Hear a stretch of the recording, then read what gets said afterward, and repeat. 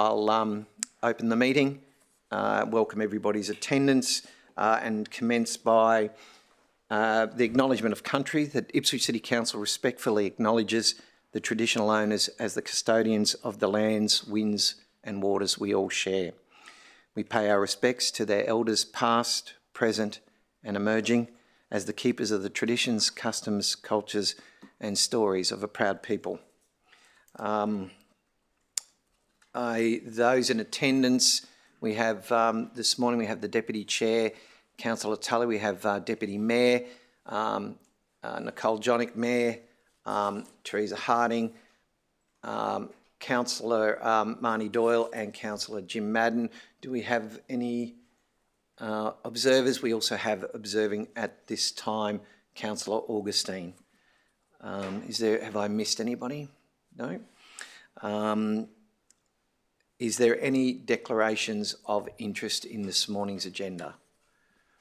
There being no declarations of interest, I'll move on to business outstanding, the confirmation of minutes, which is item 1. Is there any questions relating to those minutes? Would someone like to move that those minutes be accepted? Councillor Jonick, seconded. Councillor Madden. All those in favour? Any discussion? All those in favour? That's carried unanimous. Item 2, the response to petition, the request for additional persons with disabilities for change rooms at the Goodna Aquatic Centre. Is there any questions? Yes, Councillor Jonick, and do we, Mr Anderson, do you wish to speak to the report or just propose to answer the questions? I might ask Mark Baston to come to the okay, no problems. lectern. Thank you.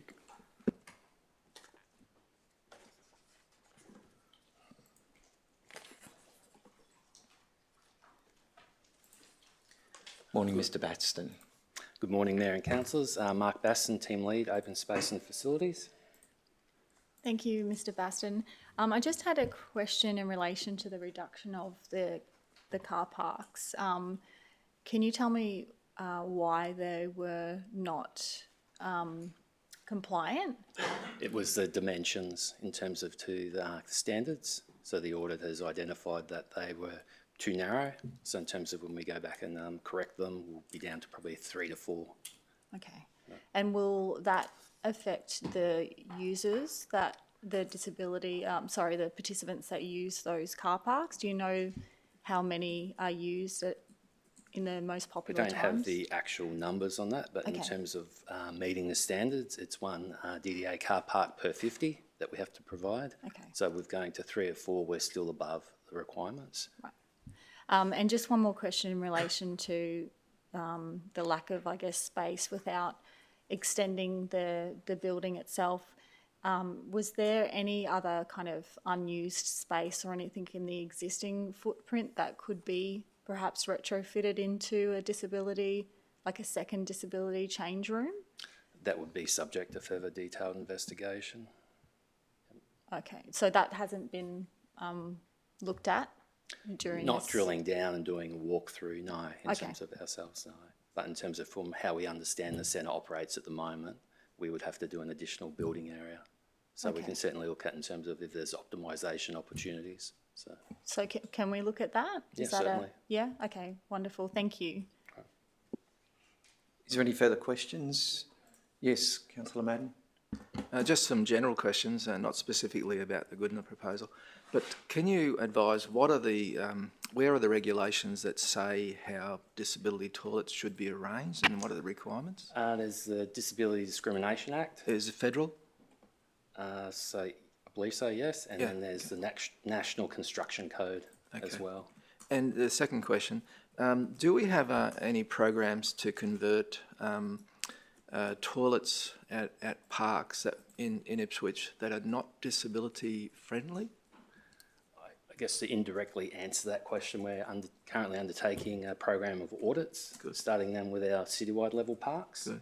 And we'll look to assess those audits and I guess evolve that into the Capital Works program. Yes. When you do that, could you check one of the toilets in Division 4? It's commonly known as the Dinosaur Park in John Street, Rosewood, but I think its official name is the Mason's Gully Park. Oh, that's correct. I think it's John Street Park. It's called John Street Park, is it? Yeah. If you can just add that to your list, Mr. Bascom, I'd really appreciate that. Thank you. Those are my questions, Chair. Thank you.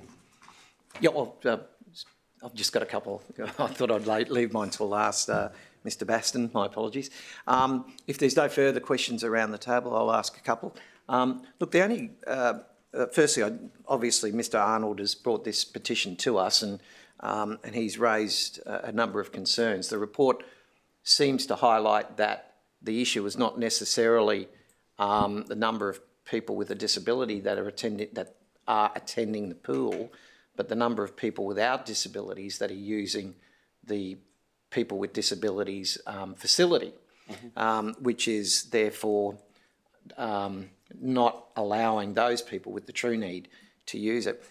Now, in the report, it doesn't necessarily say who is using it. It just says people who it's not designed for are using it.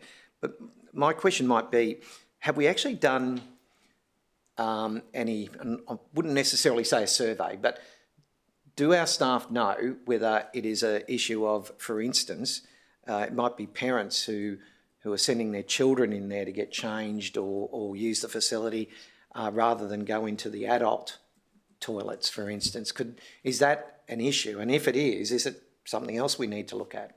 I guess the advice that's been provided to the planning area at this point hasn't been that detailed. Right. It's been anecdotal and it's made reference to those persons who don't associate with having a disability.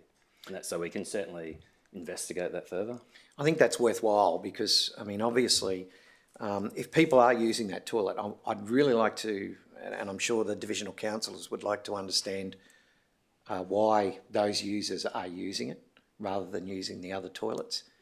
So if we have some feedback or if we can find out a little bit more detail in that regard, that would be useful. I don't have, anyone have any questions in relation to that before I excuse Mr. Baston? Yeah, thank you. Just a quick query of how it's marked at the moment. It's marked as unisex toilets, is it? Yes, it's unisex. It's not marked as disability toilets? No, it's unisex disabled. It's got both markings there. Well, most of our disabled toilets are unisex. Yeah, I understand that, but how are these marked? Are they just unisex or disabled as well? I believe it would have the pictogram, which is the disabled symbol of the wheelchair. Right. Okay. Yeah, people might think a unisex toilet is available to men and women, whether they're disabled or not. But I take your point that is an issue. So thank you, Mr. Baston. Thank you very much. Appreciate your assistance. There being no further questions, would somebody like to move the motion? I understand there may also be an amendment. Councillor Tully, you mooted one to me yesterday. Okay, so it's moved by Councillor Johnnick, seconded Councillor Tully. Proposed amendment just enables this to be reviewed. Well, I'll move the amendment to add a paragraph D that this matter be reviewed by October 2025. And if there's a seconder to, obviously I'll accept that amendment. Presumably the mover will. Is the mover happy with the amendment? Yeah. And I'll just speak briefly to that though, in support of the recommendation, which is a range of issues, in some cases difficult issues.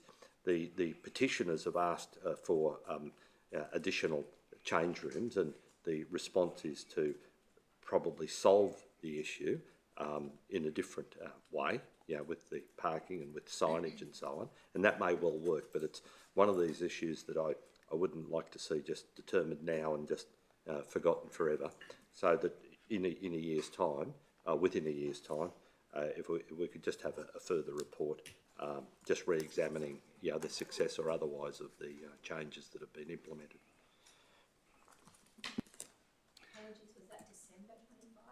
October 25. 2025, sorry.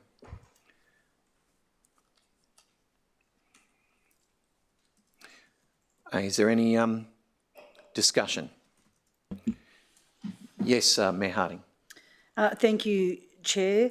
To thank the Mr. Arnold for bringing this forward. It's, I think, an important part of public participation to have petitions and for this to be considered. I can see that this is this particular recommendation has, I think, the description was, I guess, minor funding to put up the signage and so on. So they'll be done within budget, is my understanding, and that's good.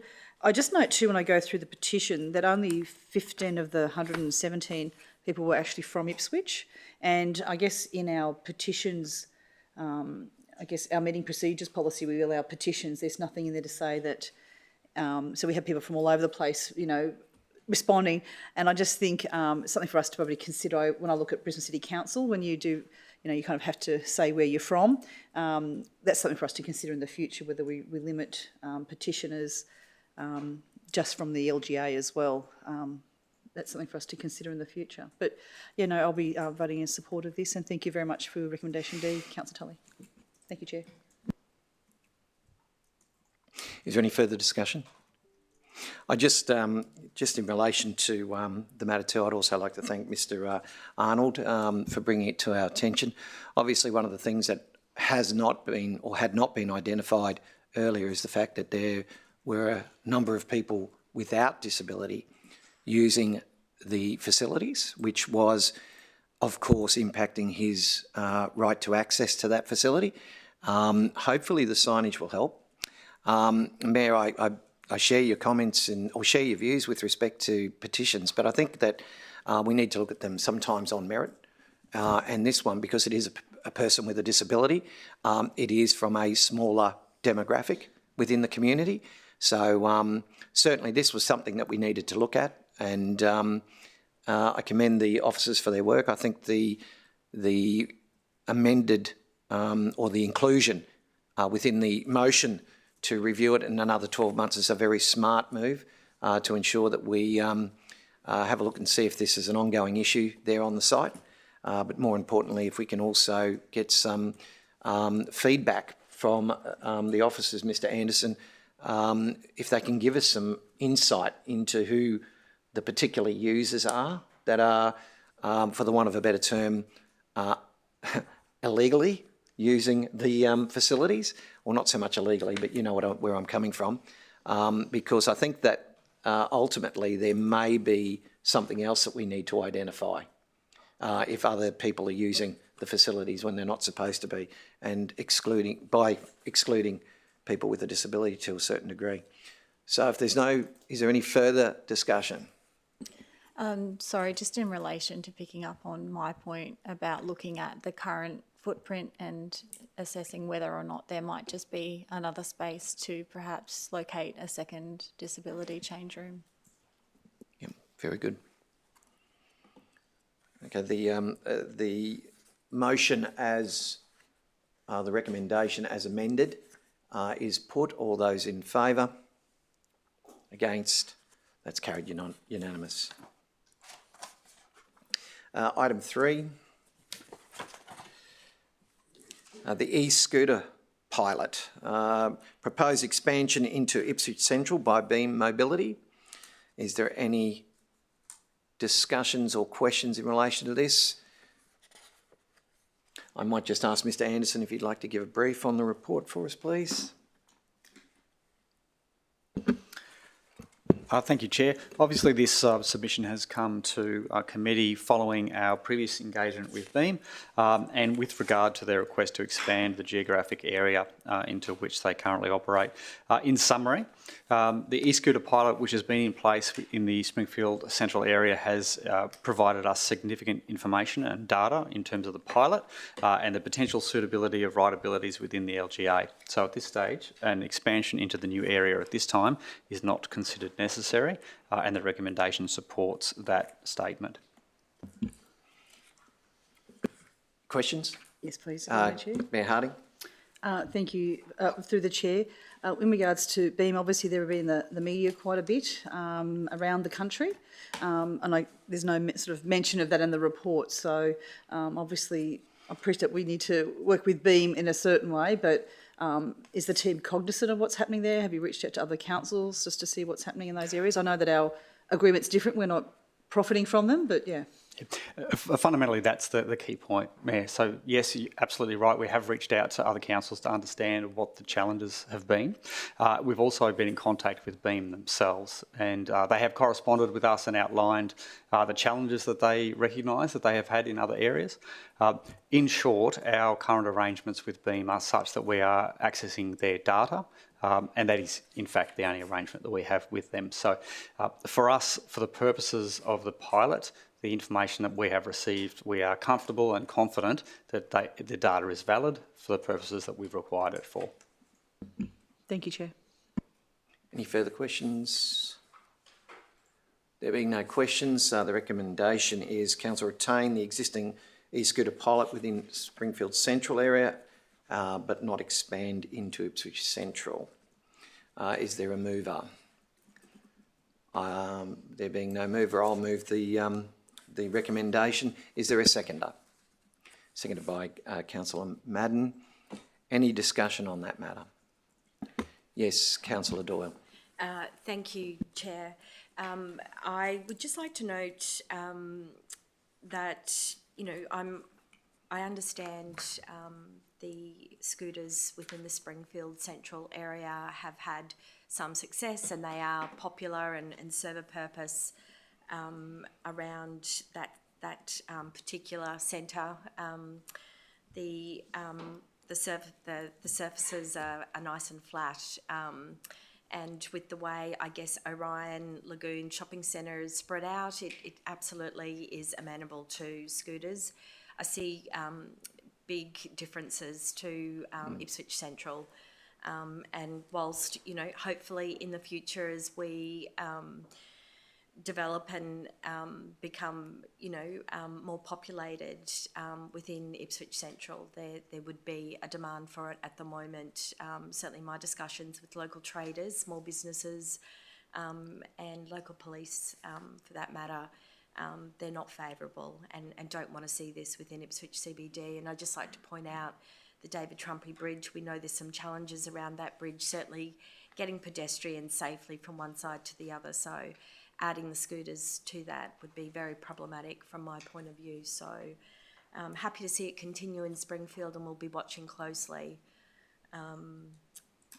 as to how it continues and what success it has. Thank you.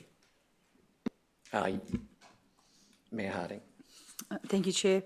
As we look to become more sustainable, there is a place for an accessible and environmentally friendly alternative to cars. However, we are seeing a worldwide trend also here in Australia of cities rolling back or banning the rollout of those, I guess, ride-share e-scooters.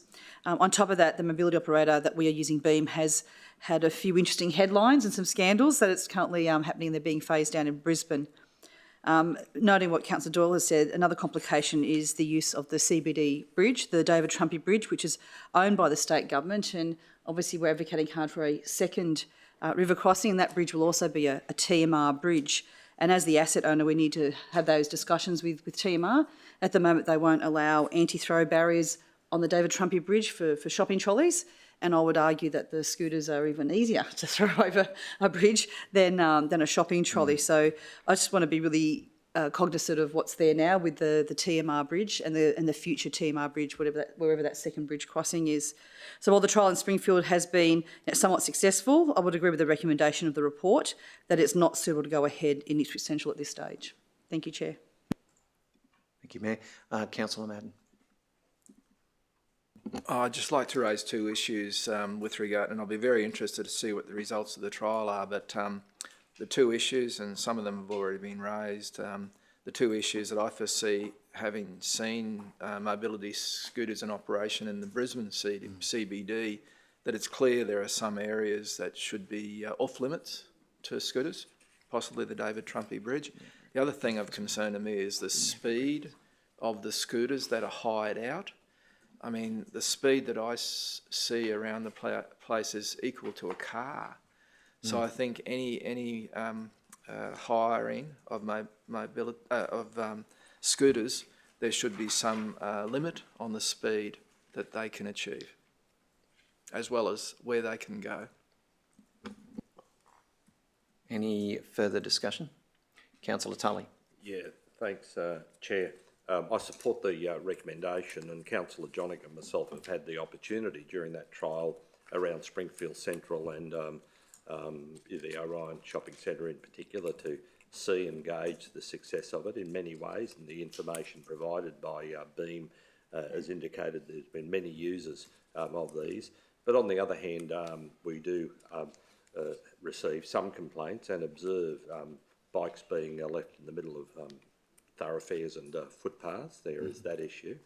I think based on that experience, it's still part of an ongoing trial, and then I guess in some ways it's up to us and the community's feedback to decide where that heads in the future. But in the CBD, we're talking about relatively narrow footpaths, street dining, end of journey where people just leave bikes in the middle of the footpath.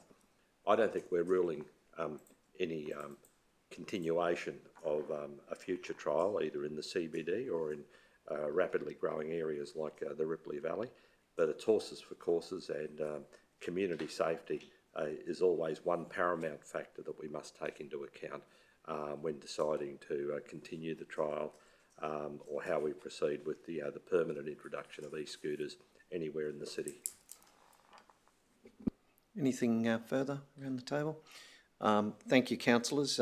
Just with respect to your comments, Mayor, regarding Beam as the company, there has been a number of things that have been highlighted in media around the nation in relation to Beam. I too, as soon as that came to knowledge to me, I forwarded that on to the department. I understand that the matters relative to other councils are quite dissimilar to ours. However, with respect to the extension of the program, or the request to extend the program into Ipswich Central, I fully concur with my co-councillor, Councillor Doyle, in that safety, particularly in the CBD, is of paramount importance. I particularly believe that the top of town is a great area at risk because of the footpaths. And however, I also believe that there's some deficiency in our local laws, so we need to catch up with respect to that, and I understand that that is in train at the moment, Mr Anderson, and that also the state laws, Traffic Act and regulation in relation to the operation of these vehicles is quite deficient as well. I don't think they've actually caught up with the problems that are associated with them sufficiently, nor do they know how to enforce it, so which makes it even more difficult. So there being no further discussion, the recommendation, as read before, is put. All those in favour? Against? Carried. We move to item 4, being infrastructure strategy, provisional projects approval for a project in your area, Councillor Madden. Is there any questions or any discussion in relation to this matter? I might, if you have nothing to add, Mr Anderson, I'll move straight to Councillor Madden, the Divisional Councillor. Oh, you did have a question? Very good. Do we have any statistics about how well used this dog off leash area is? I would certainly have to take that one on notice, Councillor. My apologies. That was the only question I had. But I'm happy to speak on this this issue. Well, we'll wait till the motion. Yep. Okay, very good. If any other questions? No. Yeah, my only question is, it seems like a small modification to the area, and yet the cost is some 35,000. Is there is that just an estimate at this stage, or is that a detailed cost? No, that's very much just a rough order of estimate at this stage. Okay, very good. Well, let's hope that the pencil is sharpened on that cost. So if there's no further questions, the recommendation is that Council approve the provisional project listed below in accordance with the relevant policy, allowing for it to progress to design and construction, and that project is one in Division 4, proposed fence relocation for leash-free dog area within Crib Park, North Ipswich. Mover, I believe moved by councillor Madden. Is there a seconder? Seconded by councillor Johnnick. Discussion. Councillor Madden. Thanks, Chair. I just want to say a few words in support of the motion, which is as per the recommendations. I'd like to thank former councillor Cullen, who we both spoke about this issue with the relevant council officers. Just to provide some background, this is a well-used park. It's not too far from here. It's in Crib Park. It's a well-used dog off leash area. Unfortunately, it doesn't have a small dog, big dog area, but that's the way it is. And some time ago, former councillor Cullen and I received requests for more shading and more seats at Crib Park, dog off leash area. And we visited the park, and it was suggested to me by one of the users of the park that an easy way to fix this is to incorporate a picnic table, undercover picnic table, and you'll see from the photographs on page 42 and 43, and I very much appreciate the council officer including photographs in this report, and it simply involves removing a fence and then incorporating the picnic table in the dog off leash area, so that people using the dog off leash area both have shade and more places to sit. And I appreciate the time the council officers have spent in reviewing this matter. I think it's a great result, and I've spoken to some of the users of the dog off leash area at Crib Park, and they think it's a great idea. So I'd appreciate the support of my fellow councillors for this motion. Thank you, councillor Madden. Any other discussion? No further discussion. The recommendation is put as a motion. All those in favour? Against? Carried and unanimous. Item 5. In relation to item 5, I've had a number of councillors approach me in relation to this one and ask that the matter be deferred to the November meeting for further discussion. I'll just go around the table if there's any particular concern regarding that. If I can, Chair, under 11.6 of the meeting procedures policy, procedural motion that the matter on the table shall only be moved where the chairperson or council requires additional information on the matter or the result of some other action of council or persons required. So I just ask, are we after additional information or are we after another action of council as per the policy? I believe there's some deep concerns regarding the policy, but more importantly, there is quite a large amount of detailed information, particularly in relation to, I think it's page 3 of the report, that we'd like some more information on that we do not believe can be, within this short time frame of a committee meeting, can be addressed. So we would like the matter to be taken off and maybe had some discussions offline in relation to it. I'm not against it, Chair. I'm just making sure that we follow due process. Yep. So we certainly need more information, Mayor. So we're after additional information on the matter? And yes. What additional information are we after? Sorry? What additional information are we after? We're after a further explanation of some of the amendments. Okay, thank you, Chair. Yes, councillor Tully. Yeah, I'll support that procedural motion. Just one of the issues is on page 3, the specification of projects. There's a linking of approvals or potential approvals under this policy with various other. It talks about the practices and policies within council. What I want to understand is to what extent that might inhibit a particular project which is sought by the community and is supported by councillors, but would be ranked against in determining whether or not to approve them, the various other policies. Now, there's probably no issue with that because we don't want things that are well out of left field, but on the other hand, we don't want existing policies where there is support for a particular project to be prevented from happening. And I'd certainly like, and if you look at that whole page 3 and just onto the top of page 4 has got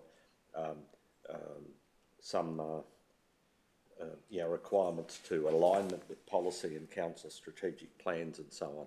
Well, things might not align, but still might be thought to be by all councillors something that's very appropriate to be funded under this practice. Yes, councillor Matt. Oh, sorry, microphone's still on. I would like some additional information, Chair, and it concerns page 2 of the attachment, which is page 51 of the documents provided for this committee meeting. And what I'd like to know, I'm concerned that under this proposal, councillors there would be less money available for councillors for provisional projects. And we just discussed one provisional project, which was the dog off leash area at Cribb Park. And I'd just like alternatives to the proposal detailed on page 2 of the attachment that would achieve the object aimed at with this motion, but not reduce the amount of money available to councillors. If I could Well, raise a point of order, I guess, are we laying the matter on the table or not? Because we've obviously I just might Thank you, Chair. obviously just suspend standing order so we can continue the discussion, I guess, because at the moment we're not in line with the current procedures. So I move that we just suspend standing orders just to open this up to informal discussion before we move on. Is there a seconder? Actually, if I could just check, you've moved a motion to lay the matter on the table. Should we deal with that? Did we actually move the motion? Well, it's a procedural motion, so it only needs to be moved. It doesn't need to be seconded, and it can be put to the vote. Okay, if you want.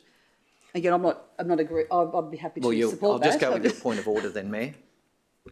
What was your point of order, sorry? Oh, you did move to the fact that we would lay the matter on the table, and I guess I thought that was the active motion that we're discussing very here. good. Oh, yes, well, we can proceed as per that belief then. Yeah, I think I've made a contribution, other comments Yes. about what needs to be looked at. I have enough information personally to support that motion now without opening it up to the whole debate about what needs to be changed in the details. So I'd be happy if we just proceeded to consider the motion that you've moved. Well, the motion So was the motion to lay the matter on the table, lay or the matter motion on the table. To lay the matter on the table. Just lay the matter on the table, not to defer it. Is that what you're saying? Well, that's what.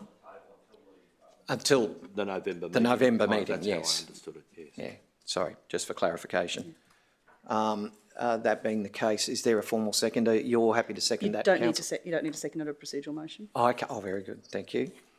All those in favour then? Against, that's carried. Item 6 being the Asset and Infrastructure Services Department Capital Delivery Report for August.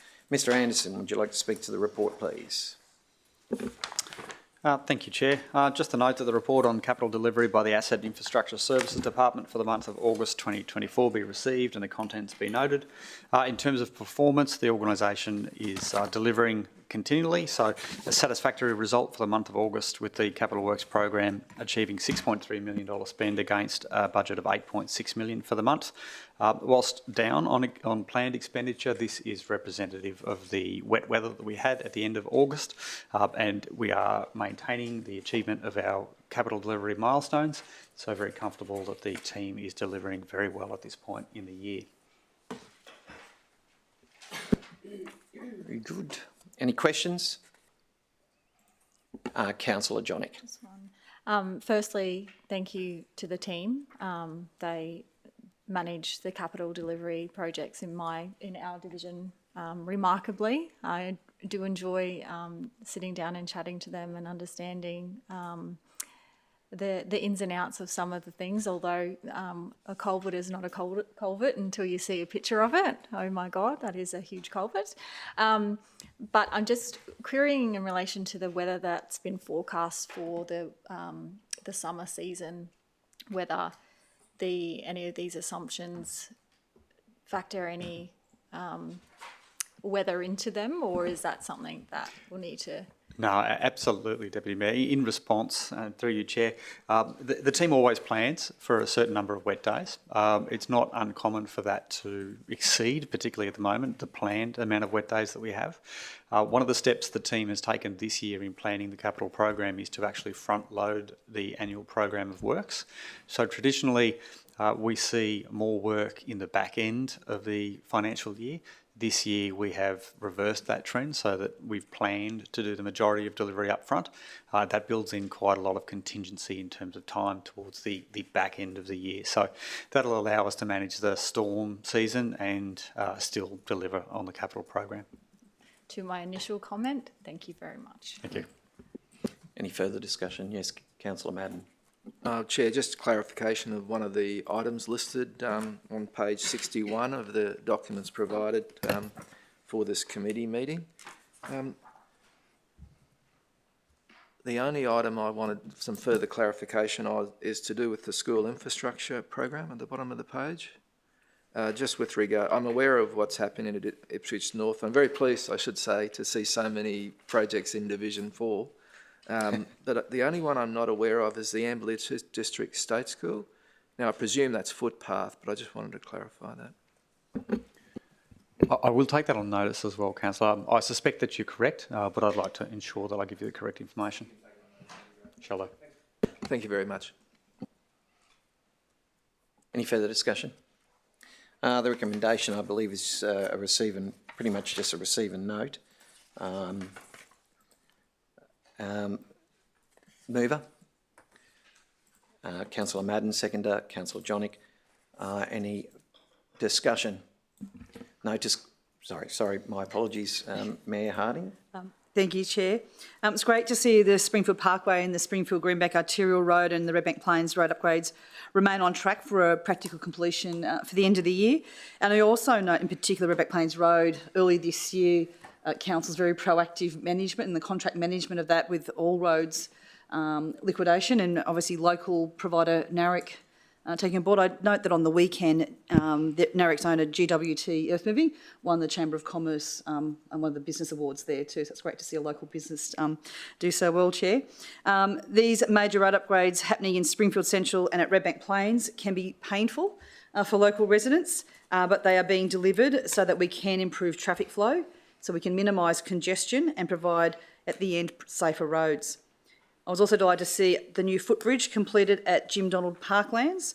In the previous term of council, this is brought through from Councillor Doyle's very strong advocacy that brought the footbridge and footpath to fruition, and I just recently inspected that as well, and it's a tremendous bridge and a beautiful footpath with some beautiful etchings in there of turtles and dragonflies. It's a really beautiful piece, and it involves a lot of connectivity for some of our older residents who are on, especially on the mobility scooters and so on, to go to the Silkstone shops.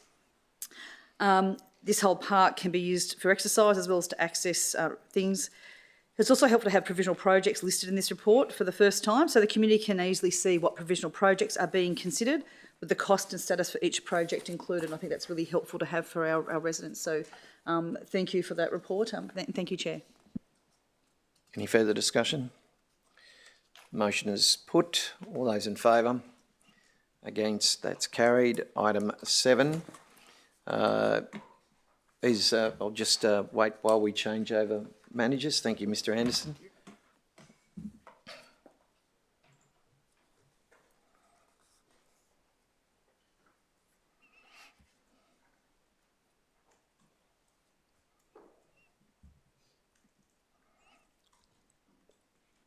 So item 7 is just the court action status report as Mr. Davey is preparing himself. Is there any formal questions in relation to the report or its content? Might just ask Mr. Davey if there's any thing he'd like to update us in relation to that report. Thank you, Chair. Mr. Potter, might get Mr. Potter to give a rundown of some of the matters in the report, if that's okay. Through you, Chair, may I ask for Mr. Potter or Mr. David to specifically address the cheap stays matter? To which one, sorry? Cheap. Oh, cheap stage, yes. Yes, please, yes. So while Mr Potter's taking the stand, I can cover off cheap stays. So the cheap stays matter is the site at 1 Mile, which has been determined by the court to proceed. What that means is the parties are working on conditions at the moment to deal with that approval of the development. So some of the challenging issues amongst the usual suite of issues deal with flooding. So the parties will need to work on conditions, and once those are finalised and agreed, they'll be signed off by the courts. So we're in that phase right now. Given the matters still being finalised and before the courts, are we able to discuss specifically what some of those conditions might look like? We can probably provide a rundown of some of the issues, maybe in closed session, given that the Great. matter is still subject to a bit of deliberation. Yeah, I have some specific questions around mobile, the mobile accommodation, what that actually looks like, and how, from a compliance perspective, we monitor that. Yep, of course. So you have further questions for closed session? Yeah. Just with your indulgence, Councillor Doyle, and the indulgence of the committee, is there any thing else that we can speak of in open session, or any other concerns that anybody has in relation to the report that they wish to raise in closed session? Open session, Yeah, Councillor? I have a question. I don't think it's needs to go into closed session. It was just the status of that, the matter involved on Sale Yards Road, involving Kelly Consolidated versus Ipswich City Council and another. I just wanted to know what stage we're at. Yeah, it's still very early in the process. Okay. So, as you know, that's a submitter appeal, so it is in. I think it's due in court next week, next Tuesday, for a sort of, I guess, a review or discussion with all parties. So the submitter, the applicant, and council. So the parties have lodged all their documents. Correct. And is this a mediation, or is it just a directions hearing? It's just a hearing. Sorry, it's just an appearance. It's really typical. Yeah, that's right. So there will be Got it. There will be mediation. Yeah, That's my only question, Mr. Potter. And thanks very much for No bringing me worries. up to date with this important issue. Yep.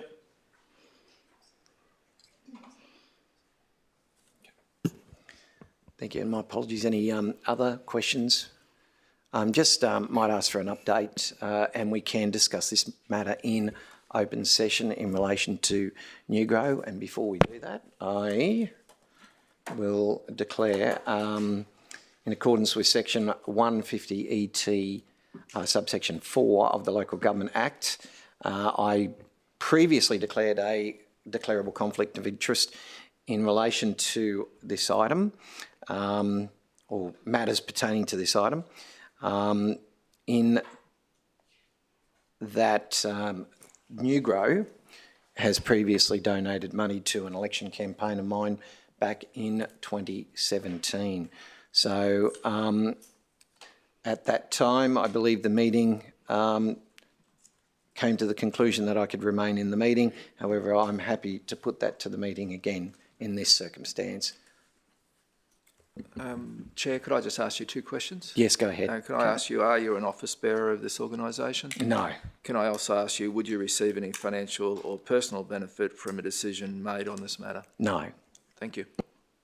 Would you mind, Chair, outlining the amount of the donation? The amount has been previously declared. Could you please state it again? It has been previously declared.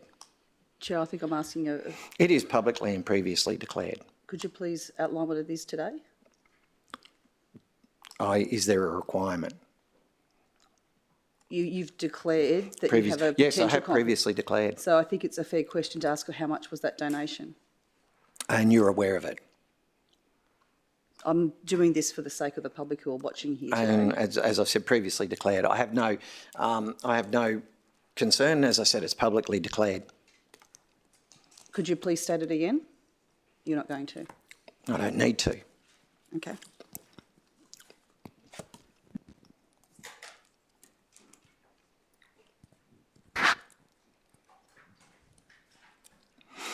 So is there any concern?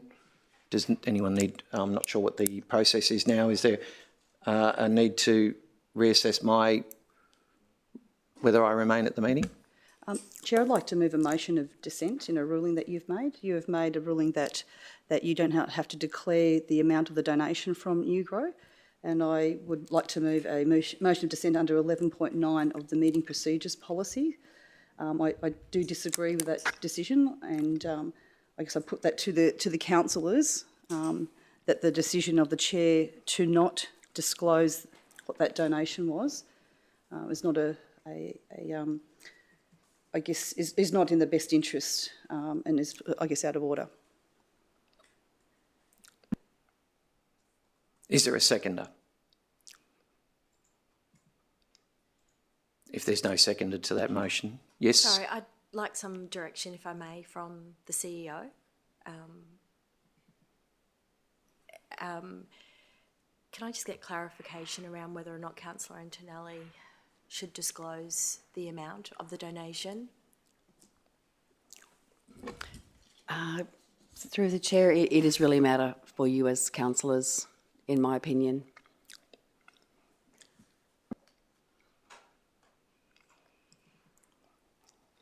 I've just got a query to see how this proceeds. I agree with that, but I also think we need to know whether or not there is an obligation, an ongoing obligation when requested. And I don't know the details of the legal requirements with that, that if that's a matter to be voted on today, whether or not we need to have, irrespective of whether it's been declared or not, whether or not we need to have all of that information before us. So I'm really seeking advice from you in relation to not whether it's our decision, the ultimate decision of in relation to the conflict or the conflict, but whether or not there is an obligation on Councillor Antonelli to disclose that today. The information requested, i.e. the amount. I think the CEO just said that it was up to us to decide. Councillor Antonelli has disclosed this, so I think it's a fair question. If he's saying that he has had a previous donation, I think it's a fair and reasonable question that the community would want to know, was what was the amount of that donation. I don't think it's out of order, and I guess that's why I moved the motion of dissent, that by not stating what it is, I think is out of order. Okay, through the chair. So as I understand it, previously declared, we've had advice from the State Government Department for Local Government that a previously declared conflict of interest, a declaration of interest doesn't need to be redeclared. So I guess you had that option at the outset to have it noted that it had been previously dealt with, or you redeclare it. So you've kind of done, not sure what you've done there this morning, Chair. I believe I've done what I'm obligated to do. But are you seeking to redeclare it, or were you? No, just noting that I previously declared it. Yeah. Well, that's not what you said. You did say you put it to us. I said that I previously declared, in accordance with previously declared. I read the card as per it is provided to us in front of us. Can I ask the clerk of the meeting? Is that how you understood?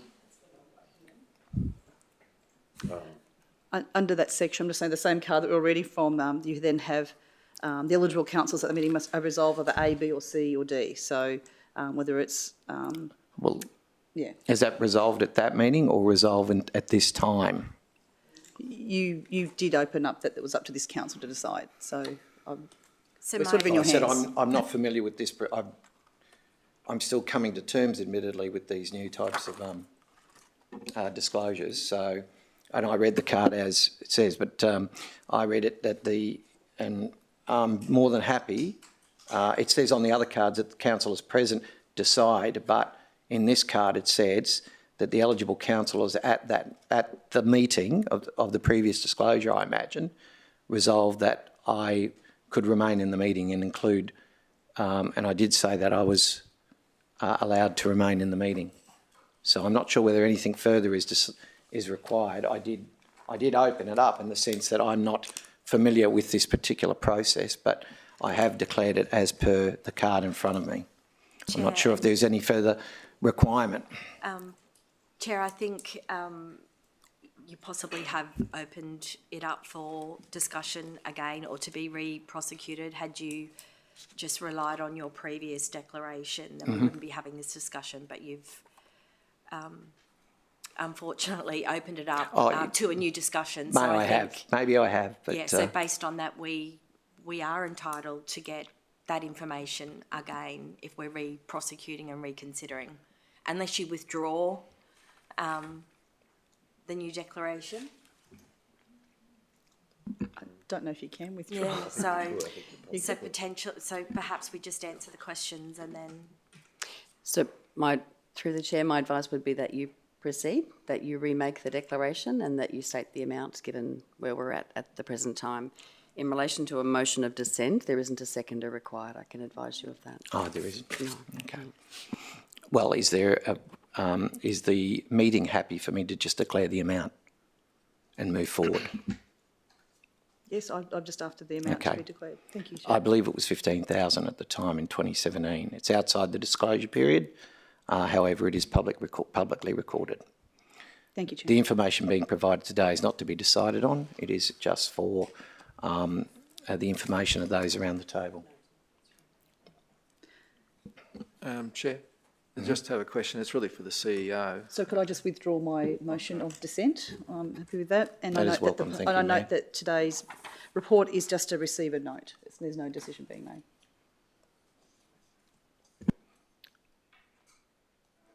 I guess I've just got it, just so we can move the matter forward. Is it the case, CEO, that with regard to that page, the yellow page with the yellow top, do we need to move?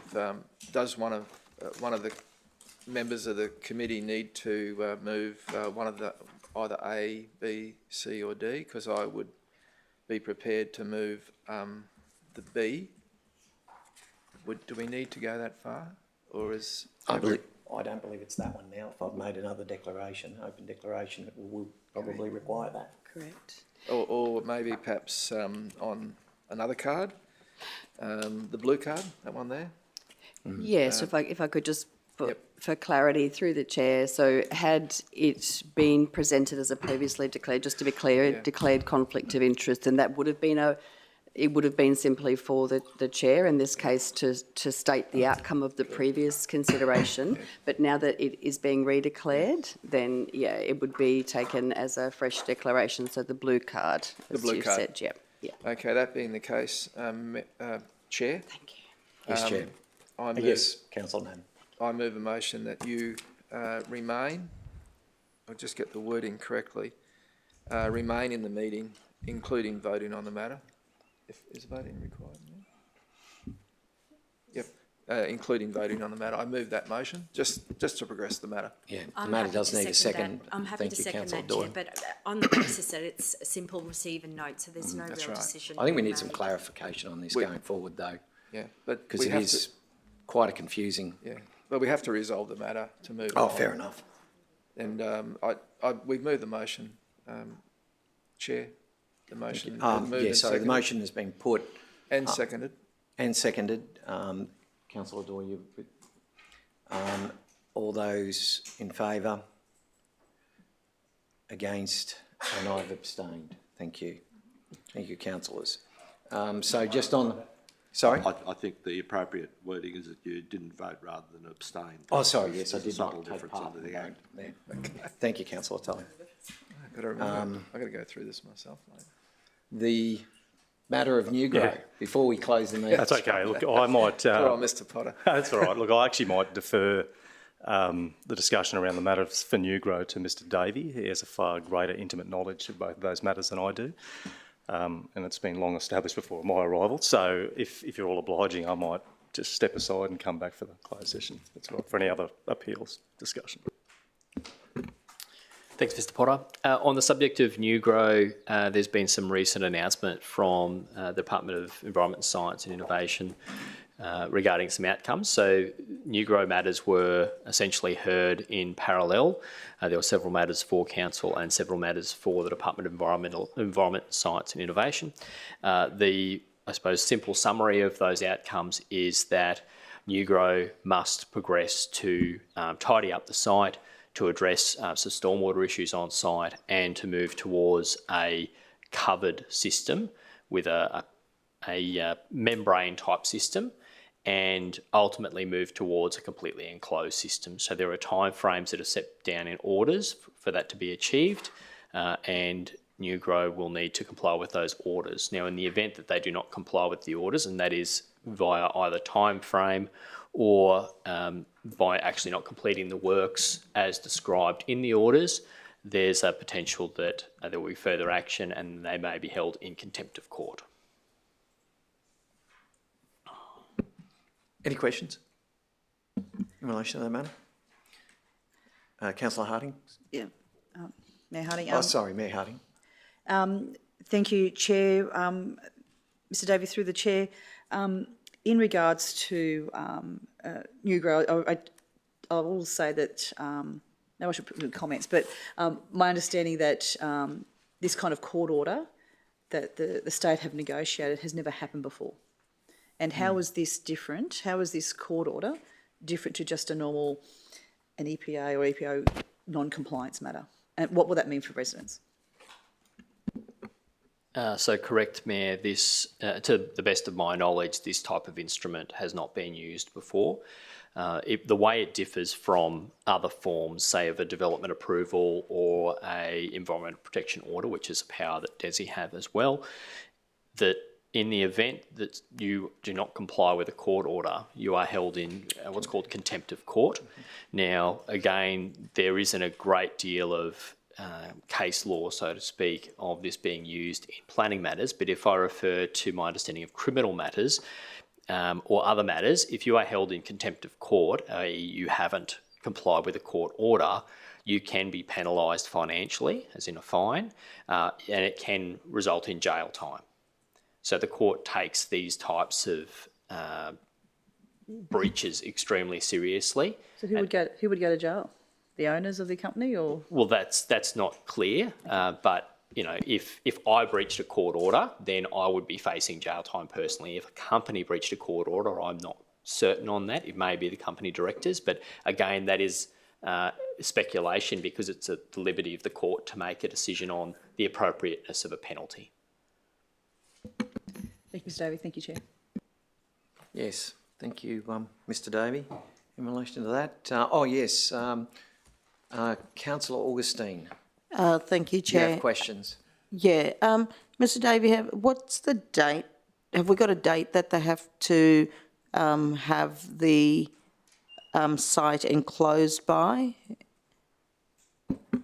We did have a time frame from the date of the order. I'd have to just do a little bit of digging to work out the exact dates. So would it be okay if I took that on notice and circulated to great. Thank the you. Mayor and Councillors, that timeline?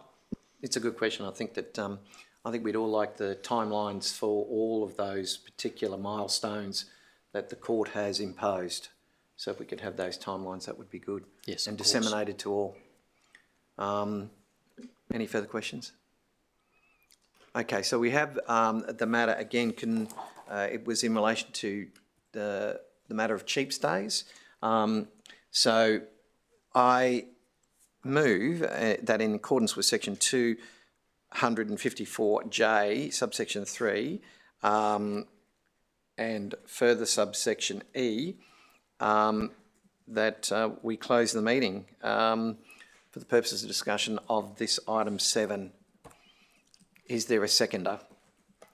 Councillor Doyle. All those in favour? Against, carried unanimous. Sorry, ladies and gentlemen, the meeting is now closed.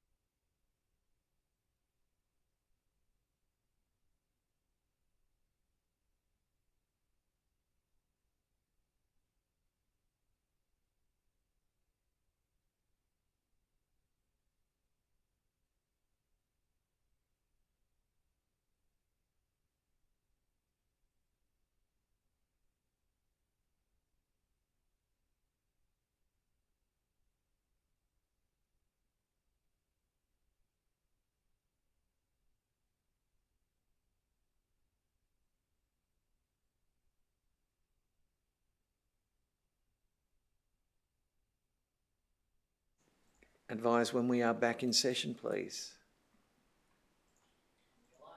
We are live. Thank you. Apologies for the close in meeting. We have now returned. We are still on item 7, the recommendation that the report be received and contents noted.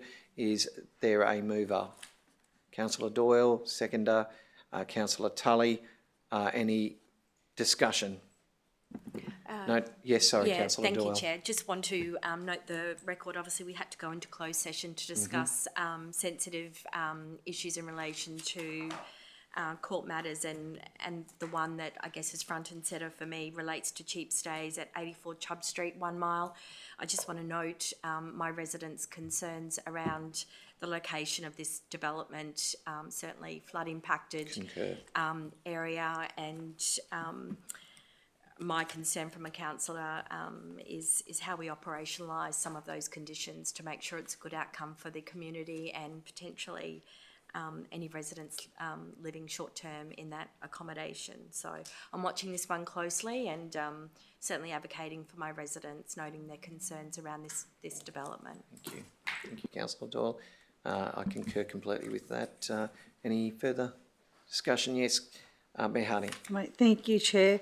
I concur with Councillor Doyle.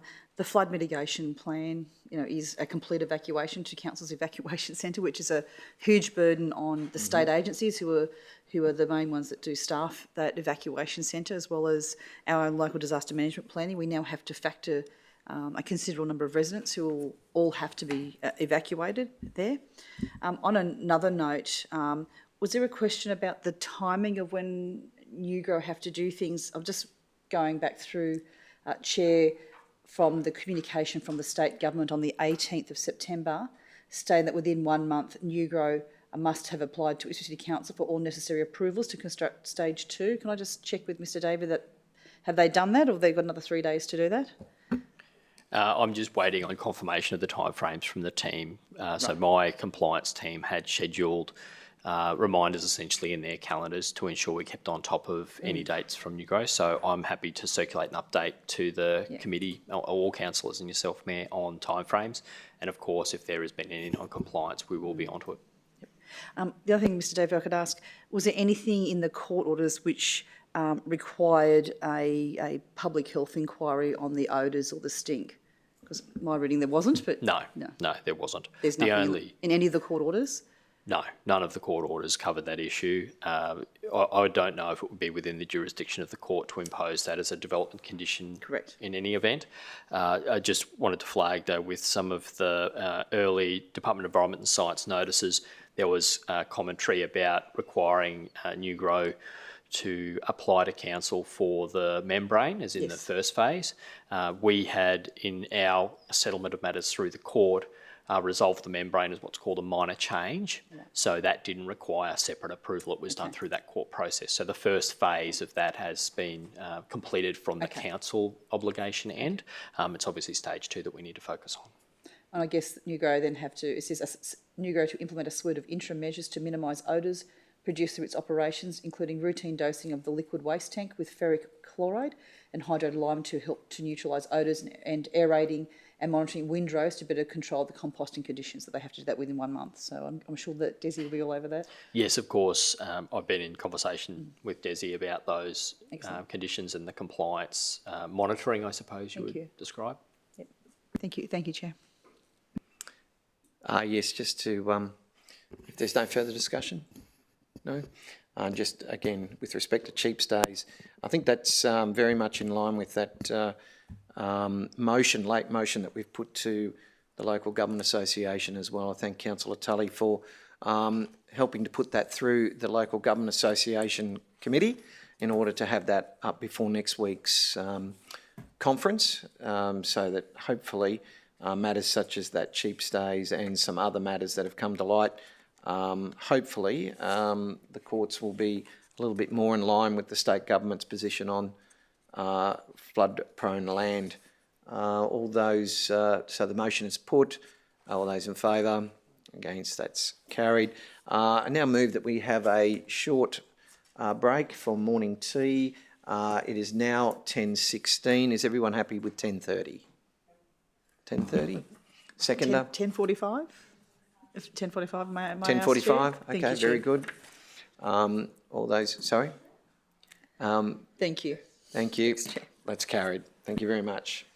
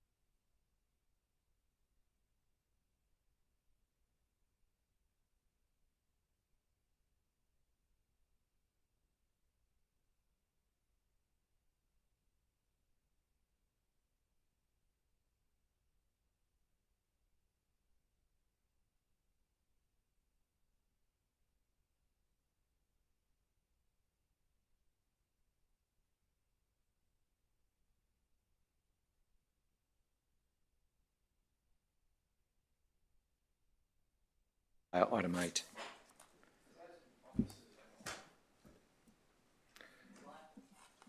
Yes, thank you and welcome back. We are up to item 8 on the Infrastructure Planning and Assets Committee agenda. So that relates to an exercise of delegation report by the Manager of Planning, Development Planning. Firstly, any questions? Do we have any questions in relation to the matter? Did you wish to address anything in relation to the matter, Mr. Davey? Happy to take the report as read unless there's specific questions on individual matters on that list. There being no questions, you got a quick question, Councillor Madden? Thank Just you. a quick one. I should have asked you this outside of the meeting, Mr. Davey, but with regard to the development at 1A Railway Street, Rosewood, next to the showgrounds, it's impact accessible. Is it still open for submissions? I might take that on notice, Councillor, and get back to you on the relevant timeframes. Yeah, Okay. Again, I apologise. I should have asked you this out of council. Not a problem. Thank you. Fair enough. Are there any other questions? No, there being no questions. The recommendation is to receive a note. Someone like to put that motion? Otherwise, I'll put it myself, and seconded Councillor Madden. Any discussion? Then being no discussion, motion is put. All those in favour? Against, that's carried. We're now up to item 9. That was carried unanimous too, sorry.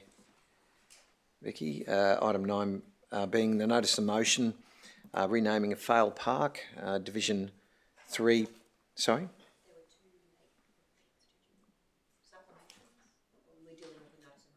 We'll deal with the notice of motion now. We'll go to the late. We'll just go via the order that I have them here. So item 9 being notice of motion, renaming a Fale Park to recognise contributions of Barry and Joan Fale. I understand that the park is actually named after them, but there has been an approach by a resident to have the park named specifically after the two residents, Barry and Joan. Is there any questions in relation to the matter? Yes, Councillor Tully. Yeah, it's more a question about the wording of the motion. The way it reads is that we just consider renaming it, but I think the intention is to actually rename it. Yeah, well, just a discussion around the process. I've used this as an option to also discuss how we go forward with these matters because... Yes, sorry, Councillor Tully. Yeah, well, if this is carried in the form that it's presented, it doesn't change the name, and I guess there'd be another report at another meeting, unless you're going to have a... It just... if the intention is that it's appropriate to, rename it for the reasons specified, well, I think we just do that. And in the discussion, we can discuss how we move forward. Otherwise, you're left with a motion that doesn't change but what appears to be the proposal of the existing name. I'm obviously, with respect to the motion, I'm looking to specifically look towards a form of community consultation in relation to the naming, or just go out through the Shape Your Ipswich, perhaps. Through you, Chair, potentially you might recommend some amendments, calling for a report from council officers outlining what the process would look like and incorporating community consultation. You wish to table the matter for it to be brought back with a... Oh, no, I'm just suggesting to you, it's your notice of motion that you might amend it for some specific outcomes. You may recall Talligullis School, I moved a similar motion, and it was simply that we did community consultation and consult with the relevant community groups, and the matter be brought back after that. Or like Councillor Doyle has said, Chair, that ask for a report, because there is a naming procedure, so it'd be good just to get... I understand that. Yeah. I understand that we've followed the procedure to this point. I also understand that the procedure is relatively... it's being looked at presently by the relevant department head as a potential briefing for us, because other councils are a little bit more, have more stringent processes behind that for obvious reasons. There are to ensure that the people who are named are appropriate. In this instance, Fale Park is actually named after these two individuals, but Sorry, this hasn't been moved or seconded, so we're discussing the matter. If I could make a point of order. Well, If I could just say, it may be the fact that the chair just does wish to leave it as it is, so we can discuss it openly. yes, and that's, I beg the indulgence of the committee that we can just discuss this openly. Not at this stage, unless we... We can ask questions. I was going to ask some questions, but I can ask questions. I'm more about the questions at the moment anyway, so yes, Mayor? If I may, Chair, I was going to ask the General Manager of Planning and Regulatory Services probably a question. Our naming procedure 8.12 and 8.16, I was just going to get, if he could run through that with us, just as a reminder. Yes, Mayor. So 8.12, or I suppose I should say, for context, there is a procedure on dealing with naming, and its most common application is where a development is proposing new assets, i.e. roads and open space, and we require the developer to provide a selection of names that we then consider and apply to new estates. So in this case, it's a potential proposal for renaming of a park. Now, the procedure only considers that in certain contexts, but for 8.12, the suggestions there are that the naming is preferably for a pioneer or family that's had a long history associated with the area, and preferences for single names such as family or surnames rather than Christian names and initials. And clause 8.16 is prior to consideration of any proposed name change, consultation must be undertaken with affected or potentially inconvenienced businesses and residents. Now, I must admit that's mostly about renaming of a road, and it's been used in the context, and I think it was drafted in the context that if there is an indictable offence or a conviction, that you consider renaming that road.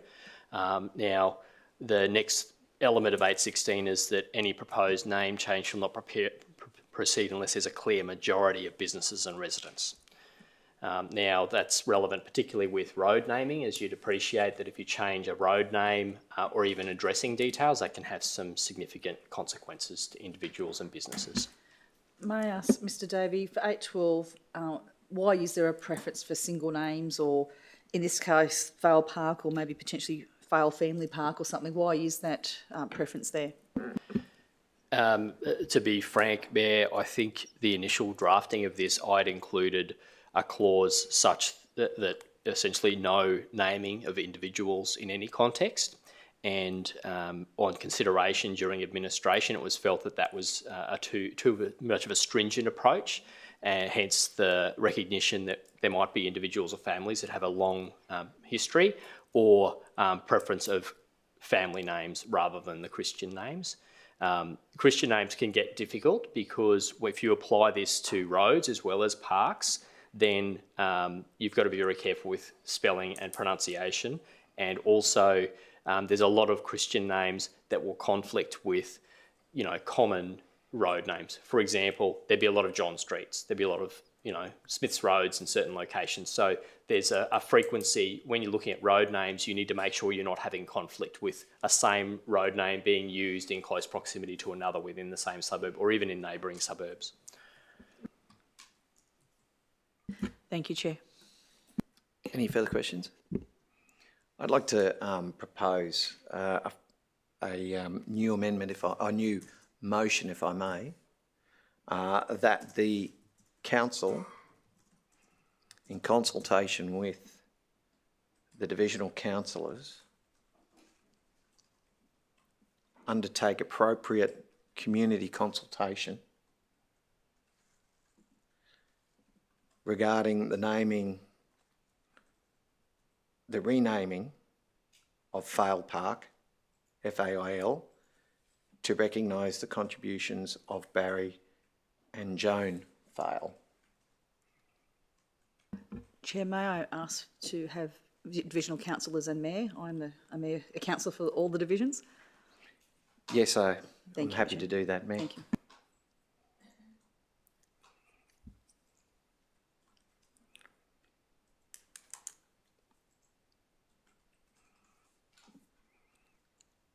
Are you happy to second that accordingly then, Mayor? Yes, Chair.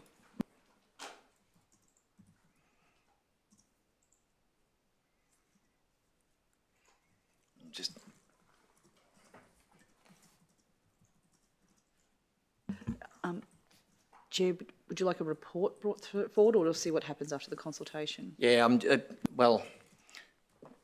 providing the outcome of that consultation, are we able to proceed forward, or should we come back? I'm happy to come back and bring back the results of that consultation. Chair, I think you have to. Yeah, I'll be more than happy to do that.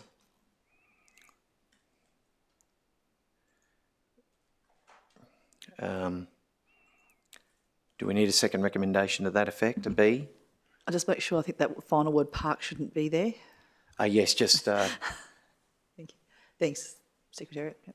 sorry, I was reading that in caps before, so I'll just read it again if I may.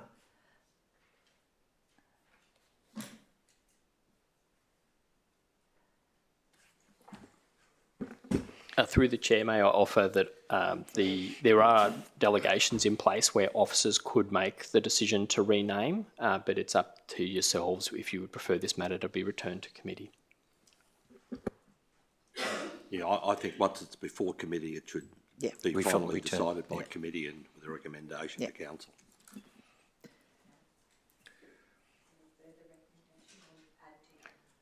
I'm happy with the recommendation as read. I'm just looking at your divisional council. Should we put there that a report comes back to council or something like that?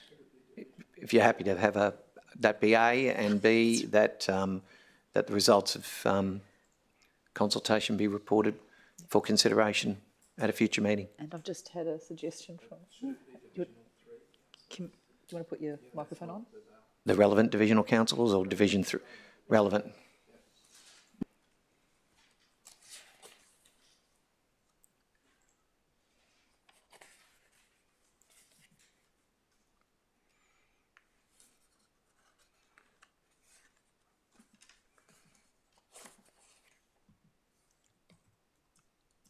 I'm satisfied with B. You satisfied with B, myself too, Mayor, Chair. as Thank the you, seconder? Chair, just making the observation, sometimes surnames are unfortunate. Yes. Like Deeth as a surname, and the word fail has a certain connotation, and I can understand why it would be improved by mentioning the names of Barry and Joan rather than just having Fail Park. Yeah, it has been the subject of a few memes, I've been informed. Yeah. It was a park that was flood impacted. And I believe that the circumstances in this matter are that the property that the Fails occupied is no longer there. I believe it was a part of the buyback. So it was named initially after the Fail family. So this is in many respects further recognition of them. So I think it's in keeping, but I'd appreciate the community's views on the matter. I mean, it could be Fail Family Park. It might be a more elegant way to recognise. So the motion, the motion has been placed up there on the board for all to read. Moved and seconded. Any further discussion regarding the motion? There being no further discussion, put the matter. All those in favour? That's carried unanimously. We now go to a couple of supplementary reports or late items. Item 10 being relating to the Providence Centenary Sports Field and off-road pathways offset claim. So is there any questions in relation to this matter first? I will now ask the Mr. Davey to speak to the report before opening up to questions. Yes, so this report and the subsequent report are regarding a process where developers, through development processes, are required to deliver what we call trunk infrastructure. So that is major infrastructure, which includes major roads and open space. And before they deliver, they design it and then provide to us what we call a provisional cost. So this is to endorse that provisional cost, and then they will go and construct it, assuming we approve the provisional cost, and we do a final requisition of cost. And this links back to outside of the Ripley Priority Development Area, our infrastructure planning, but there's a specific infrastructure plan for the Ripley PDA. Okay, open up for questions. Mayor Harding.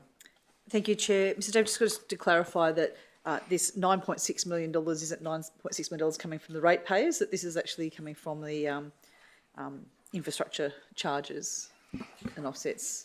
Correct, Mayor. So infrastructure charges are collected from every development in the priority development area, and that goes towards projects such as this and the matter at item 11. And in this case, the specific project is an intersection upgrade to, most people would be familiar with it, Ripley Road and Providence Parade, which is currently unsignalised, but Actually, I think this first one is the sports field. Oh, sorry, sports field.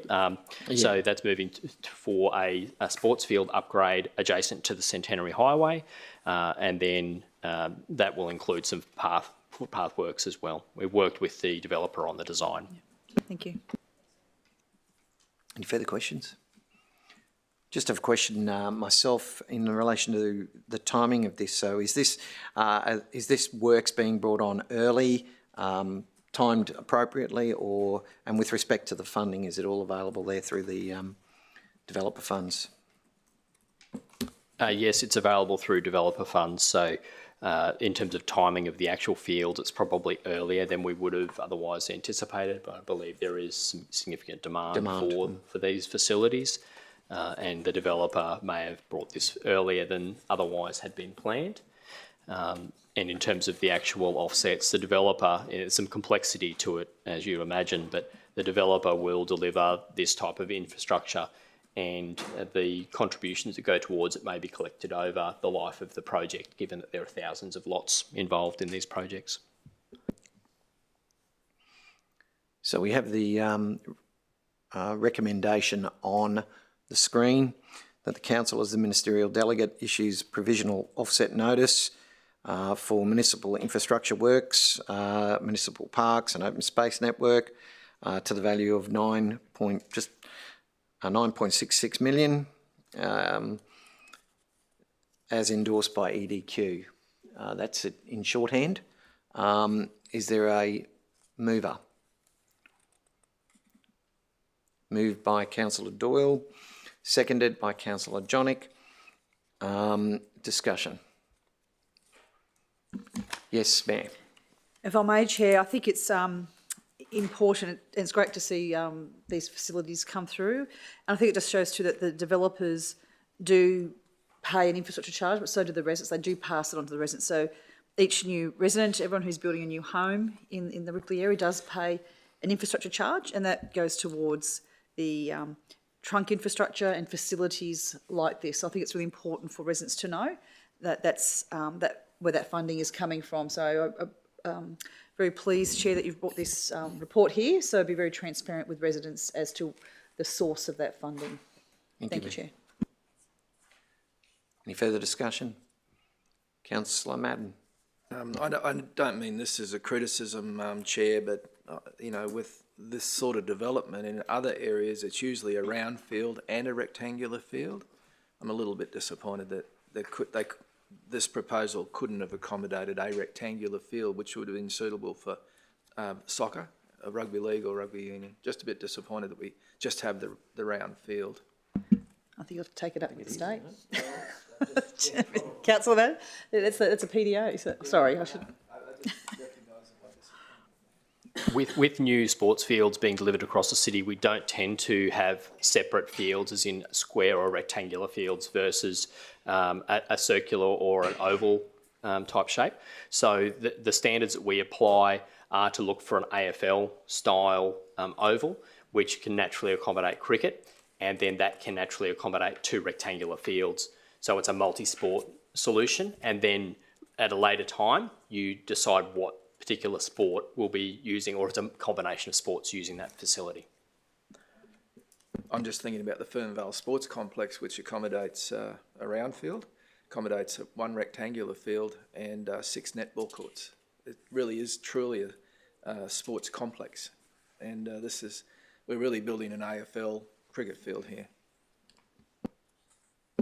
And to address that issue, there's multiple levels of sports facility across the city. So this is one of the lower end sporting facilities with a single facility, as opposed to, if you look further south in the same development, there's a multi-sports facility there with several fields and some courts.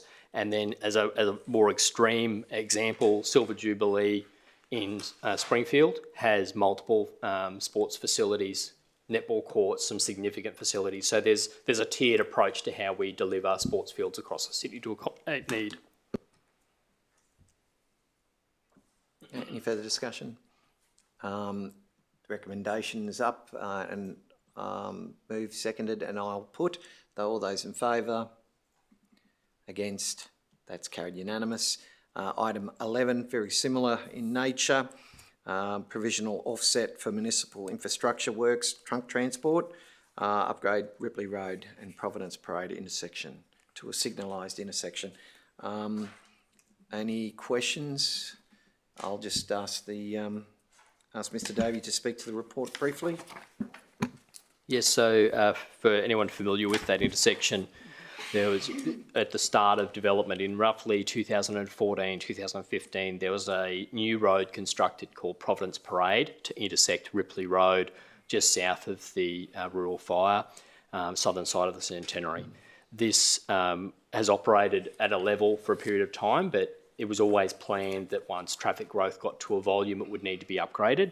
So this is a proposed upgrade of that to a signalised intersection. It includes dedicated turning lanes and facilitates a design to ultimately make it a four-way intersection.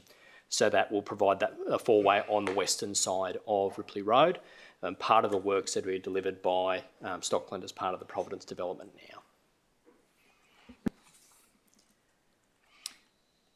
Yes, Mayor.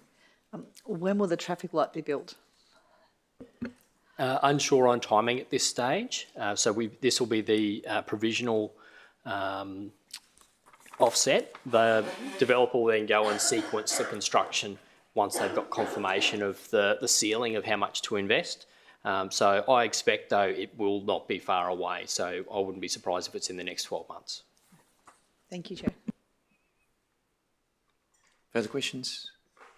There being no further questions, the recommendation is up on the screen and in shorthand. Council, as the ministerial delegate, issues provisional offset notice to Bidco for the construction of signalised intersection to the value of 7.47 million, as endorsed by EDQ. Can I just ask the question in relation to that recommendation before it's put? The wording of it, where it's got Ripley Road / Providence Parade, is that the acceptable terminology for a recommendation, or do we need to put the word intersection in there as well? Noting it does say signalised intersection further on, but still, is that still the appropriate wording? To a signalised intersection. It says Just for the double-checking. upgrade of Ripley Road / Just not Providence seen Road it done to a that way before. Sorry, Chair. I've just not seen it done that way, so I was just querying whether it was the appropriate wording. It's a combination of roadworks and intersection works. Excuse me, I believe the recommendation is adequate to resolve the issue, but if you would prefer to simplify it, we could work on something. No, if it's adequate, I'm more than happy to leave it as is. Do we have a mover? Councillor Jonik, seconder. Councillor Madden. Thank you. Discussion? Mayor Harding. Thank you. The community have been really looking forward to this traffic you see there, especially in the mornings and the afternoons with the school peak hour traffic. Ever since Lucas Drive was opened earlier this year, and now there's that alternative access. There's another way around it during that construction. I've had a lot of queries from the community asking when that traffic light's going in. So now that Lucas Drive is open and it goes from Providence to White Rock, the residents will be really pleased to see this happen. Thank you, Chair. Yeah. Councillor Madden. Yeah, I'm familiar with this, what was originally a T-junction and now become an intersection, and incredibly busy, primary access point for Providence, very close to Centenary Highway, so you've got that combination of traffic flows. So this is a great development for that area. I'm sure the residents of Providence, or the people that live in this area, will very much appreciate this $7 million plus intersection upgrade. Very much. No further discussion? the matter to the vote. All those in favour? Against? That's carried. Now, that is the end of the agenda items, I believe. No further late items. I understand that there is a matter that that wishes to be discussed, so I am going to suspend standing orders for us to open discussion on the matter. It's a matter that, so I'll move that. Do I have a second to suspend standing orders? Should you say what the matter is about? Because I'm not aware of anything. Yeah, it's just a matter of that's come to light quite recently in relation to certain development matters pertaining to Councillor Tully. Would you like to enlighten? Yeah, there's currently some consultation by the state in relation to ancillary dwellings, and I think just a 3 or 4 minute discussion where we are we going to put in a submission? Okay. I think it's worthwhile discussing it in this committee, in the very least. Okay, I've not received anything. Who's had the discussion with you, Chair? It was actually immediately prior to the meeting, so it's only just come to light. Are we being asked to make a decision, or is it just a discussion? It's just a discussion, I understand it, just to... Okay. Thank you, Chair. Yeah, I'll second that with Thank the you. incorporation. All those in favour? Against? That's carried, unanimous. So, Councillor Tully... Yeah, just briefly, and I very briefly explained it, and I'd just like just some indication of exactly what's happening. There was a report recently, some information recently that there's a state government in September had released for consultation a report on secondary dwellings. Now, I guess the finalisation of that with submissions which are being called for won't be now until next year after the government, whoever it is sworn in. But it was only yesterday that I received the Planning Institute of Australia Journal for spring, and that highlighted the matter of secondary dwellings or granny flats, which are, and the different approaches by different councils. Like it ranges from some of them minimum size or maximum size of 55 square metres in Moreton Bay, 90 square metres in Townsville. Some require an additional car park to be provided. Some have got different distances from the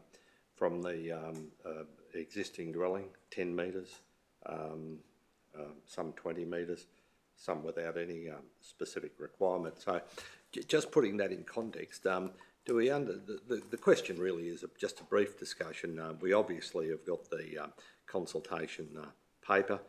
Are we planning to put in a submission?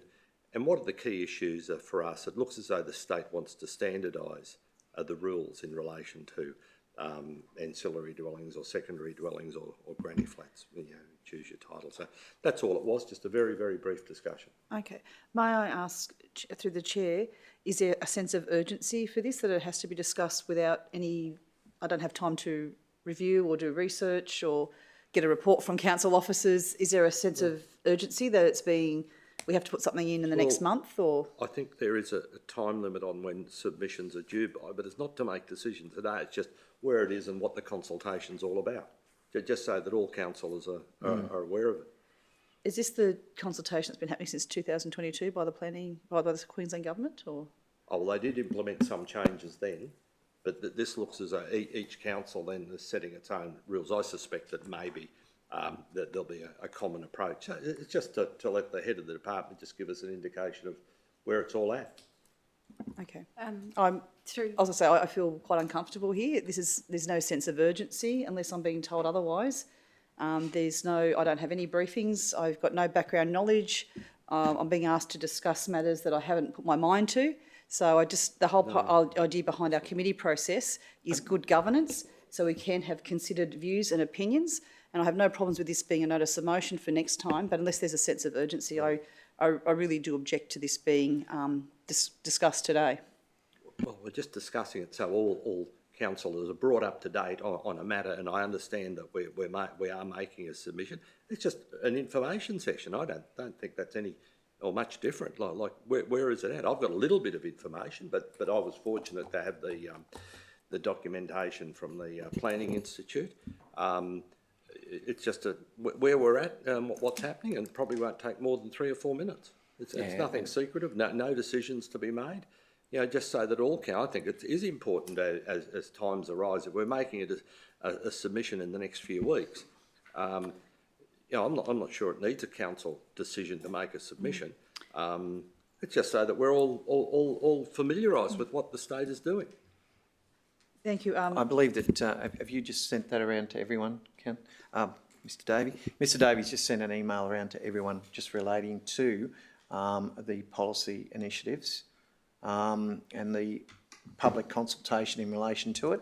So obviously, you know, time is of the essence. This is just merely just an opportunity while we're here in this committee to just see what the status is in relation to that. And as Councillor Tully has simply requested information, while we're here in this meeting, this forum, this is the appropriate forum.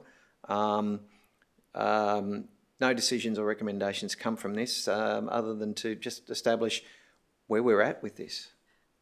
Chair, if I can see, though, I have received the email and I can see that it was, I think, received by the council on the 4th of October and by the state requesting a submission by the 12th of November, so just over a month. It's probably not good timing. I think the state would want further. It's a very compressed time frame for us to consider something so important as secondary dwellings. And I guess that's in relation to that, then there may be something we need to do offline. But again, was there anything further you wish to add, Councillor Tully? It's just a very brief information session, you know, from Mr Davey, so that we're all, you know, understand what's been provided in writing and, you know, perhaps where you think it might be heading time-wise and whether or not it's going to be a state planning policy. Mr Davey? Yes, thank you.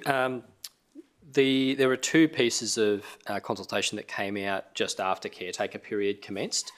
The first one is about secondary dwellings, and so to put it simply, secondary dwellings are any form of second dwelling on a property, so that includes granny flats and auxiliary units. Councillor Tully's summary was correct in that there are a range of different requirements that have evolved with different councils over time. It's clear the state's intention is to try and standardise that through a state code. They're looking at putting some more state codes in about residential design in particular, and that will obviously have an impact on standardising the approach. Behind that, though, is not only a desire to standardise the approach, but to recognise that the demographics of Queensland and housing provision at the moment is that there is a massive gap in provision of housing that's suitable for single income families, single persons, small families, and also ageing people. And there are a lot of areas where secondary dwellings, probably not the new greenfield areas, but a second dwelling could be a simple addition. So the state's objective is to do that. We've had an initial review of the proposal. It lines up largely with our draft scheme. There are a couple of areas in terms of the size of the dwelling, car parking requirements, and some other variations on lot size that we'll need to have a look at. We were planning on doing a submission in time for the due date of the 12th of November and likely to report back the submission to the next committee given the timelines so that we can actually provide you an overview of the technical assessment. The second issue that they've gone to consultation on is supermarkets, and that is to try and increase competition in the grocery sector. There's obviously been a lot of focus on that with the cost of living crisis, and the intent appears to be to make it easier for small grocery retailers to establish in the community. Is that like the IGA type operations? Yeah. So over time, you've obviously seen the growth of large supermarket chains, and also, at least in the time that I've been planning, an extension in the operating hours of large chains, which has to an extent been to the detriment of the smaller chains. Very good. Is there any questions in relation to the first bit? Yes, Councillor Johnny. Just one question, sorry. In relation to the misalignment, I guess, from our draft planning scheme for the GFA sizes, what's the difference between what the state are proposing and what we currently are proposing? I don't have that detail in front of me, but what we could do is, once we've completed the analysis, circulate that analysis through to yourselves before the submission is finalised. So I don't expect that's too far away for me to review that. And then we'll be able to point out to you the areas of difference. It's important to note that if we make the submission to reinforce our planning scheme or draft planning scheme as our preference, there is a potential that the state make the decision that's contrary, and that may override the draft planning scheme into the future. I have particular interest in the grocery store, use it or lose it provisions, and because there's at least one DA in Division 4 that would apply to at Thaguna. So I think we're focusing on the residential part of this, but I think this is just as important, whether that, effectively what it would mean is we approve a DA, and if it's not, they don't start building it within a certain period of time, they lose that right. I'm particularly interested in that part of this consultation and how that fits in with our planning scheme. Yes, so to expand on that, there are a range of, shall we say, commercial centres or commercial shops that have obtained approvals, but they don't necessarily build straight away. And that's got the potential to change what we call the retail hierarchy. So we plan and consider existing approved as well as existing operating centres, and that could be extensions to centres. So one of the elements of that paper is to try and cap that so that you don't have a whole heap of approvals sitting out there influencing the retail market that have got no intention of being built. Mr Davey, I'm a little bit surprised they didn't widen that to include service stations, given the number of service stations that are approved on our national highways, such as the one at Hagues-Lee, that hasn't been built. So but it's not in the discussion paper, but I'm surprised they didn't cover that territory as well. If I may ask a question, it appears as though they may be looking at trying to find a cheap and a quick way to hit their infill targets through the use of these secondary dwellings as well. So you see that as being a reason behind it as well? Yes, potentially, particularly in the likes of Logan and ourselves. Our track record of delivering on infill has been low, and that's mainly because of the propensity for greenfield to occur. Mm-hmm. But there's also been feedback to the state that some of the requirements at different councils about auxiliary units, granny flats or dual occupancies are dissuading the industry from delivering them. So, if you think through some of our communities, take out the greenfield because, you likely won't fit a dual occupancy on greenfield areas. They're pretty densely developed as it is. You're probably talking some of your older suburbs where lot sizes might be 800 to 1,000 square metres or even greater, and a simple, granny flat or a dual occupancy could easily be fit on those properties. Any further questions? I think it was a very useful info share. Thank you, Mr Davey. Thank you, Councillor Tully, for raising that. Any further matters? I'll resume standing orders. If I could make a comment before we go out. Yes. The email that was sent to all of us on Friday, the 4th of October, which was 11 days ago, there was plenty of time for a notice of motion. I just think for good governance and for a more broader discussion, it would be better and good governance to not have to suspend standing orders for these. This could have been a notice of motion and brought to council.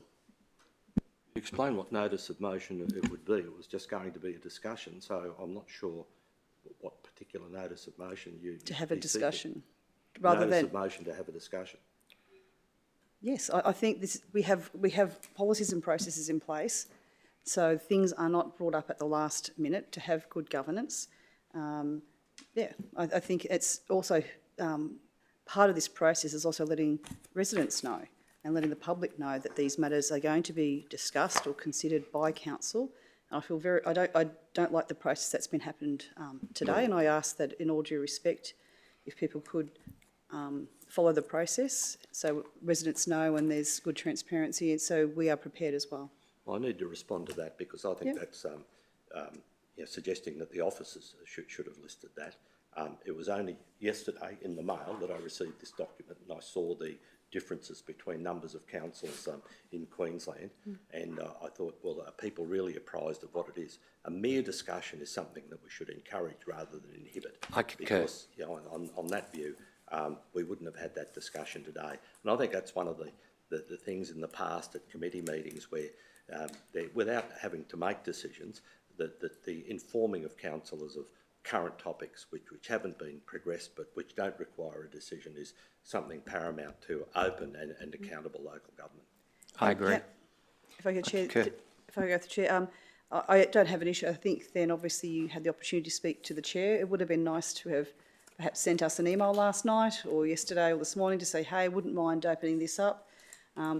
Sometimes things in this chamber get quite heated when things are brought up at the last minute and people feel ambushed. So I think just a bit of a courtesy to say, hey, I wouldn't mind discussing this. We think it's pertinent. It's coming up.